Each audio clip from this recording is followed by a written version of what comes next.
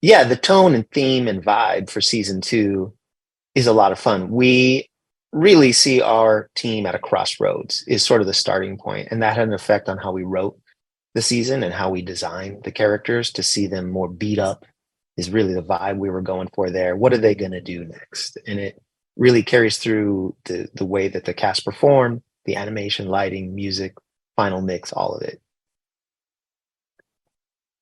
We are going to see several new characters throughout season two.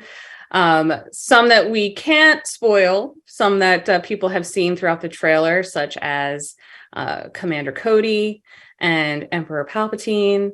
And of course, Captain Rex, who we saw in season one, also plays a part in season two. And they all are, in a sense, vital to the path that the Bad Batch is taking throughout season two, which, shifts a bit from season one. Yeah, the style of the Bad Batch season two is evocative of the Clone Wars, where we have a brushy texture to a lot of the surfaces. The way that we film these episodes is really more of a live action, has a live action sensibility for the type of lenses we use, the type of camera movement we use, which is something that we're also carrying forward from Clone Wars in season one of the Bad Batch. And in season two, we look to push the fidelity just a little bit more of all of these things.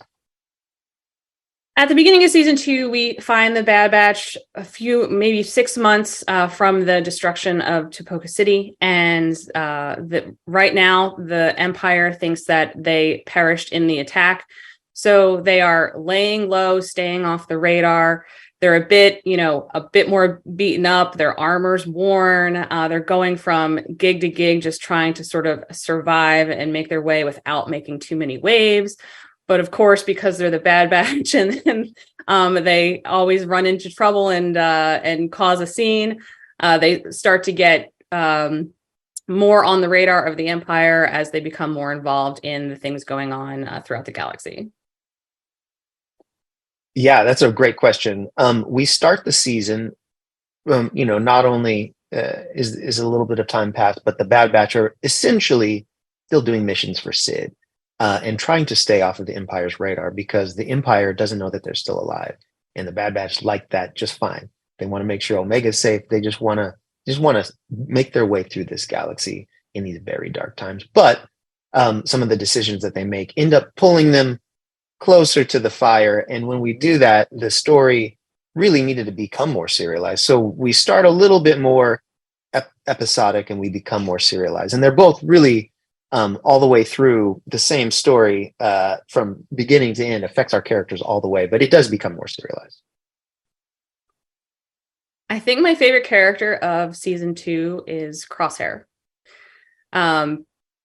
Based off of, where we left him in season one and the fact that he has doubled down with the Empire, I think he is in the middle of a crisis and doesn't really understand where he fits in and what the journey we take him on and his connection with Commander Cody. I think it's some of my favorite stuff. So, yeah, and I'm going to cheat because I have I have so many favorite characters, but for the Bad Batch, Omega, I just love seeing how she grows in the season, how she learns things, the way that Michelle Ong performs her, all of the discussions we've had with Michelle. It's just such a great thing to see how she, never gives up and has learned all these lessons. And she's has a heart of gold and is a guiding light for all of our team. But also cheating, another answer, Fee Genoa, new character performed by Wanda Sykes. So fun to see how Omega reacts to her, to see how she interacts with the rest of the team. We think the fans are going to really like her. What can fans look forward to this season? Oh, I mean, an eclectic group of episodes that really take the team on a journey and put them through the ringer, and it's fun. There's a lot of heart in there, and the guest stars that we have really serve the story and propel it. And I mean, so much that I'm excited for. Yeah, this season the action is perhaps bigger. I think the heart is deeper because the characters have grown and we get to learn more about them. But yeah, there's a few episodes. Don't want to give anything away. There's a few episodes that we think fans are going to really react to, and it is a fun thing in this time period to bring in, different parts of the Star Wars lore into the storyline, which we think is really satisfying by the time you get to the end of the season.